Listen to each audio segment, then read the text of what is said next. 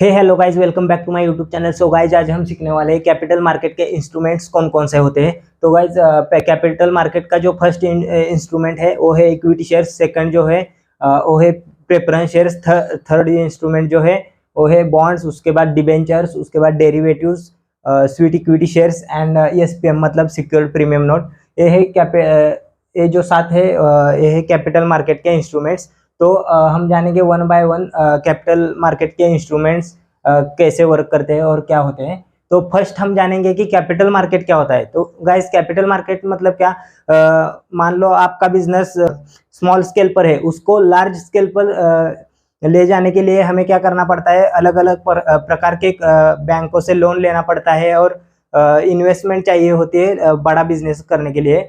तो capital market में क्या होता है कि अगर एक मान लो एक XYZ कंपनी है, तो उसको उसका बिजनेस बढ़ाने के लिए कैपिटल चाहिए होता है। तो वो किसी से कर्जा लेता है, बैंक से लोन लेता है, लेकिन ज़्यादा कुछ जमा नहीं कर पाता। उसके बाद वो क्या करता है कि खुद का शेयर्स मतलब खुद के कंपनी का शेयर्स जो है वो स्टॉक मार्केट में कंपनी लिस्ट करके इन्वेस्टमेंट लेने के लिए equity shares, preference shares, bonds, इस तरह के अलग अलग इंस्ट्रूमेंट्स जो है वो शेयर बाजार में इशू कर लेता है। तो इक्विटी शेयर्स क्या है, ये होता है कैपिटल मार्केट। तो इक्विटी शेयर्स क्या है, तो इक्विटी शेयर्स गाइस क्या होता है कि मान लो अगर एक कंपनी है, तो उस अभी मैंने बताया कि जो इनिशियल उसको इन्वेस्टमेंट ज़्यादा चाहिए होती है, तो इक्विटी शेयर्स के माध्यम से वो क्या करता है, अपना शेयर लिस्ट कर लेता है पहले NSE और BSE में।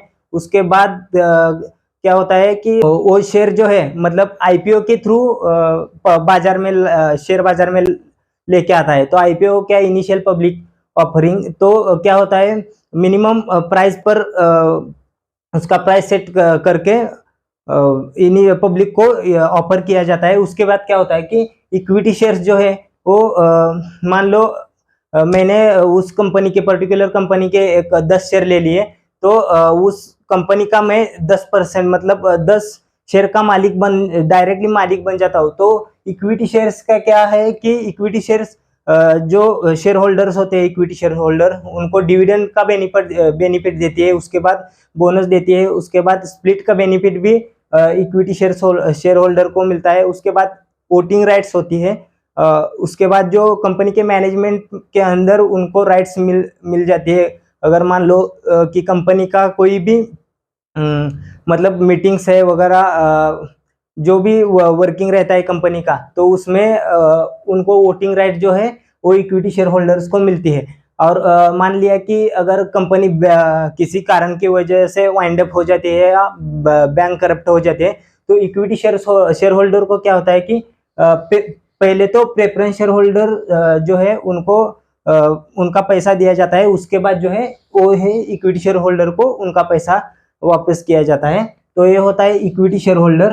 तो उसके बाद जो क्या है, प्रेफरेंस शेयर्स। तो प्रेफरेंस शेयर्स क्या होते हैं, प्रेफरेंस शेयर्स एक इस अपोजिट मतलब इक्विटी शेयर होल्डर के अपोजिट के शेयर्स होते हैं, जो कि प्रेफरेंस शेयर होल्डर जो होते हैं उनको कंपनी के अंदर किसी भी प्रकार का वोटिंग राइट्स नहीं मिलता और कंपनी के मैनेजमेंट के अंदर उनको कोई भी जगह नहीं दी जाती। मतलब और जो प्रेफरेंस शेयर होल्डर्स होते हैं उनको उनका इंटरेस्ट फिक्स रहता है। उनका जो इंटरेस्ट रेट है वो उनको फिक्स मिलता है। अगर कंपनी प्रॉफिट में हो या ना हो, उनका जो इंटरेस्ट रेट कंपनी ने सेट किया है वो उनको मिल जाता है फिक्स। और इसका एडिशनल बेनिफिट है कि प्रेफरेंस शेयर होल्डर्स का एडिशनल बेनिफिट ये है कि अगर कंपनी किसी प्रकार से वाइंड अप हो जाती है, बैंक करप्ट हो जाती है, तो फर्स्ट इक्विटी शेयर होल्डर से पहले प्रेफरेंस शेयर होल्डर जो है उनको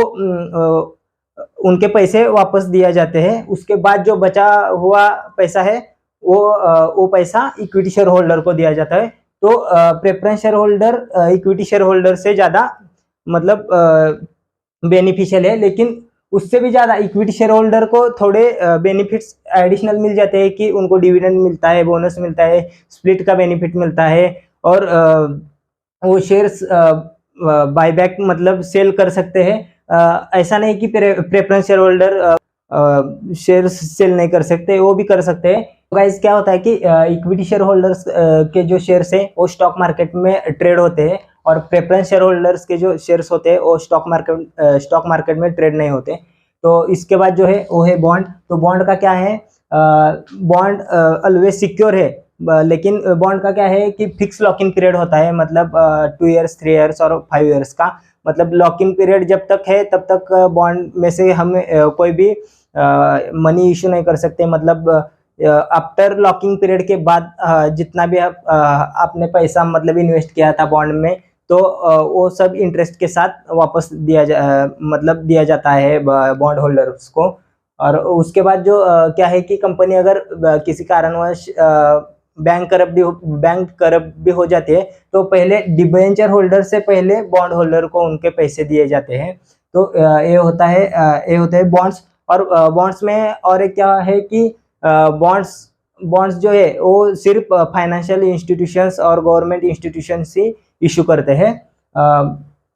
ये होता है बॉन्ड। उसके बाद होता है डिबेंचर। डिबेंचर क्या है, डिबेंचर 2 प्रकार के होते हैं, कन्वर्टिबल, नॉन कन्वर्टिबल, और उसी के ही साथ साथ सिक्योर्ड और अनसिक्योर्ड डिबेंचर्स होते हैं। ज़्यादातर डिबेंचर्स अनसिक्योर्ड होते हैं, क्योंकि क्या होता है कि सिक्योर्ड डिबेंचर्स में क्या होता है कि मतलब आपने किसी कंपनी के मतलब किसी कंपनी ने आपके पास से मनी ले ली है, मतलब डिबेंचर्स इशू करके मतलब आपसे पैसा उठा लिया है, लेकिन सिक्योरिटी के तौर पर कोई सर्टिफिकेट या कोई भी एग्रीमेंट के तौर पर आपको सर्टिफिकेट नहीं दिया, तो वो ऑलवेज अनसिक्योर होता है। लेकिन जो सिक्योरिटी के तौर पर आपको अगर उसी पर्टिकुलर कंपनी ने कोई एग्रीमेंट नोट्स या सर्टिफिकेट आपको दिया है, तो वो सिक्योर रहता है। लेकिन डिबेंचर्स ऑलवेज अनसिक्योर होता है, क्योंकि उसको क्या है कि कोई भी वोटिंग राइट्स नहीं मिलता, कोई भी उनको मैनेजमेंट के अंदर राइट्स नहीं मिलते डिबेंचर्स होल्डर को।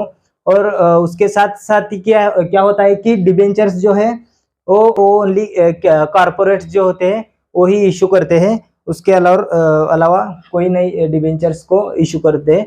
उनका जो कंपनी होती है उनका सिर्फ मतलब जो गांव साइड में होता है ना, वो साहूकारी बोलते हैं, पैसा लो, सिर्फ इंटरेस्ट लो, बात खत्म। कंपनी को प्रॉफिट हो या ना हो, उससे कोई भी डिबेंचर्स होल्डर को मतलब नहीं होता।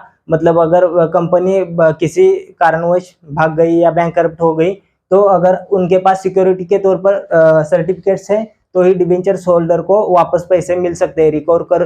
तो डिबेंचर्स होल्डर पैसे उनके रिकवर कर सकते हैं। अदरवाइज कोई भी डिबेंचर्स होल्डर का पैसा हम रिकवर नहीं कर सकते। ये होते हैं डिबेंचर्स। तो गाइज फिफ्थ जो है वो है डेरिवेटिव्स। तो डेरिवेटिव्स क्या होता है, मान लिया कि अगर क्रूड ऑयल है, तो क्रूड ऑयल जो है वो पेट्रोल का अंडरलाइन्ड असेट है, मतलब अंडरलाइन्ड असेट है। मतलब अगर क्रूड ऑयल की प्राइस बढ़ी तो ही पेट्रोल का प्राइस बढ़ेगी। अगर क्रूड ऑयल की प्राइस मतलब कम रहेगी, मतलब डिक्रीज होगी, तब पेट्रोल की प्राइस भी डिक्रीज होगी। तो ऐसा होता है डेरिवेटिव्स में। तो डेरिवेटिव्स में 4 अलग अलग टाइप के कॉन्ट्रैक्ट होते हैं। उसमें क्या होता है कि फ्यूचर कॉन्ट्रैक्ट, ऑप्शन, उसके बाद स्वैप कॉन्ट्रैक्ट और फॉरवर्ड कॉन्ट्रैक्ट, वो जो है वो डेरिवेटिव्स में होते हैं। तो फ्यूचर कॉन्ट्रैक्ट क्या होता है कि फ्यूचर कॉन्ट्रैक्ट में मान लिया कि फॉर एग्जांपल क्रूड ऑयल जो है वो उसका एक लॉट हमने बाई किया, मतलब 100 रुपये के हिसाब से एक लॉट बाई किया। तो अगर 1 मंथ का पीरियड होता है उसमें, अगर 1 मंथ के बाद 1 मंथ के अंदर अंदर वो 100 रुपये का 200 रुपये हो गया, और उसके बाद हमने उसे सेल किया, तो उसका क्या होता है कि हमें 100 रुपीज़ हम प्रॉफिट में रहते हैं। तो ये होता है फ्यूचर। और अगर वही मतलब क्रूड ऑयल का प्राइस कम हो गया, मतलब 100 रुपीज़ से लेके 50 रुपीज़ तक आ गया, तो हमारा क्या होता है कि 50 रुपये के हिसाब से हमारा वो लॉस हो जाता है। तो वो होता है फ्यूचर कॉन्ट्रैक्ट। और उसके बाद ऑप्शन का भी ऐसा ही होता है कि बैंक निफ्टी लो, अगर आप उसमें भी सेलर जो होता है वो हमारा ज़्यादा से ज़्यादा प्रॉफिट में रहता है, क्योंकि सेलर जो होता है वो ज़्यादा पैसा लगाता है। एक लॉट बाय करने के लिए ऑप्शन बायर जो होता है वो लगाता है मान लो कि 4-5 हज़ार लगाता है एक लॉट के, बैंक निफ्टी के एक लॉट को बाय करने के लिए।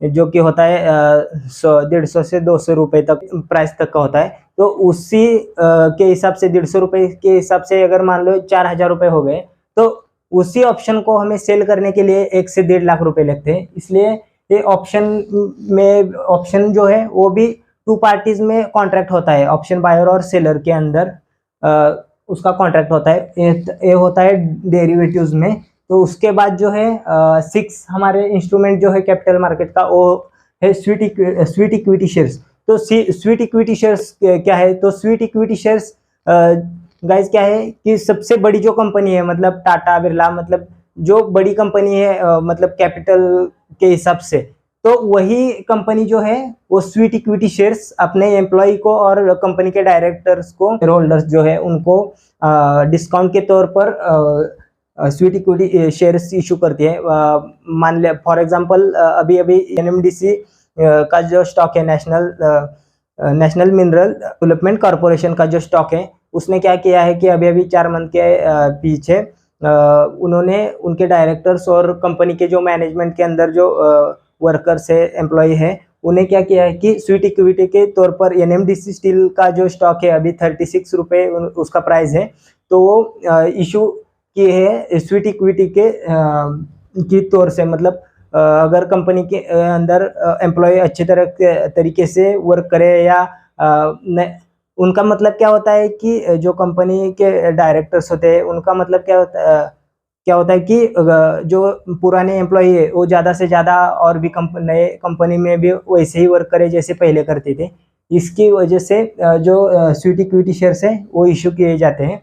उसके बाद जो है SPN मतलब सिक्योर्ड प्रीमियम नोट। तो गाइस सिक्योर्ड प्रीमियम नोट जो है वो सिर्फ NSE और BSE में जो लिस्टेड कंपनी है, मतलब national stock exchange and Bombay stock exchange, इसमें जो लिस्टेड कंपनियां हैं वही सिक्योर्ड प्रीमियम नोट इशू कर सकती है। और सिक्योर्ड SPN का जो लॉक इन पीरियड होता है वो 4 ईयर्स से लेकर 7 ईयर्स तक होता है। और आप जब तक लॉकिंग पीरियड है तब तक कंपनी की तरफ से उनके जो है उनको कोई किसी भी प्रकार का इंटरेस्ट नहीं दिया जाता। आफ्टर लॉकिंग पीरियड मतलब 4 या 7 ईयर्स कंप्लीट होने के बाद SPN जो है वो जो होल्डर्स है उनको इंटरेस्ट के साथ वापस किया जाता है, मतलब पैसे उनके वापस किया जाता है।